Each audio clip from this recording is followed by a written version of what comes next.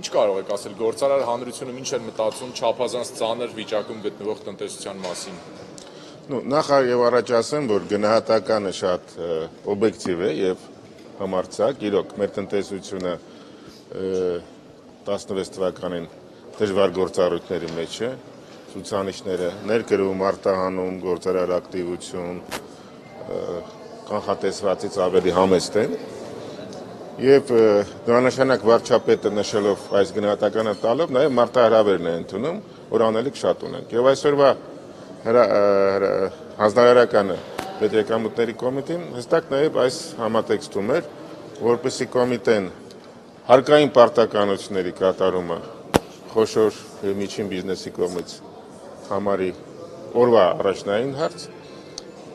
վարչարարություն իրականացնելիս գործառույթները չխանգարեն բիզնեսի նորմալ տնտեսվարմանը եւ ավելի հստակ մոտեցումներ լինեն իրավախախտերի նկատմամբ հարկային պարտականություններից խուսափելու։ Այդ իմաստով ես ողջունում եմ նման հանձնարարականը եւ ակնկալում, որ պետեկամուտների կոմիտեն այդ հանձնարարականների կատարումը արագընթաց քայլերով կատարի։ Պարոն Ղազարյան, բայց երկու հանձնարարականների Պարոն Ղազարյան, ես խնդրում եմ մի հատ բոլոր վարչապետները եւ բոլոր կառավարությունը եւ 3 նախագահներն են միշտ կարեւորել են այդ նույն խնդիրները, ինչ որ հիմա հնչեցին։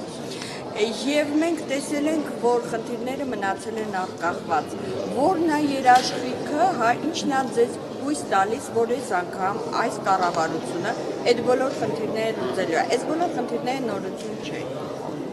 Շատ փիլիսոփայական խորը հարց եք տալիս եւ ընդհանրական։ Հայաստանի Հանրապետության 25 տարվա ընթացքում կառուցված տնտեսական հարաբերությունները, տնտեսության մակարդակը, հաջողությունները, կորուստները դրանք դինամիկ են, կախված հարևան տնտեսություններից, բացական ներգործություններից, վարչարարության թերություններից, բիզնեսի ակտիվությունից, բիզնեսի համարձակությունից։ Ինձ հույս է տալիս միայն մի բան, որ մենք գործարարներս մեր տնտեսությունները կառավարելիս, ծրագրեր իրականացնելիս պետք է փորձենք հաղթահարել այս ստոգնացիոն երևույթները։ Նրա համար մեզ պետք է կառավարության աջակցությունը։ Նոր մոտեցումներ, նոր հստակեցումներ, իրավիճակի բարդությունը պահանջում է բոլորիցս բիզնես եւ կառավարություն ռեալ քայլեր անել դուրս գալու,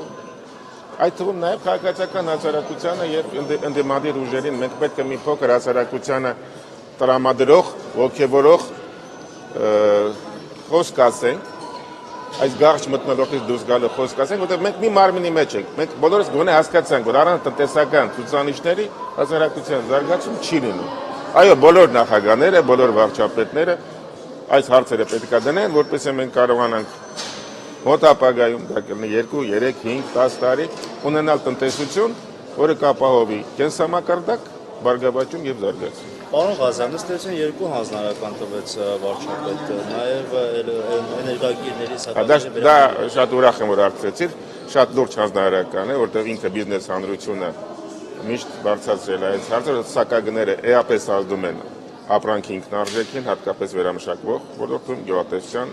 ոլորտում, սոցիալական նշանակությունն են եւ շատ եմ կարեւորում առաջին իսկ նիստում վարչապետը սա որպես հանձնարարական ձևակերպեց 3 նախարարները։ Շատ բարի, ինչպես կանադառնա դա բիզնես հանրության վրա, բիզնես գործարարության։ Քանի որ հանձնարարականը իր մեջ նախատեսում է, հանձնարարականները իրենց մեջ նախատեսում են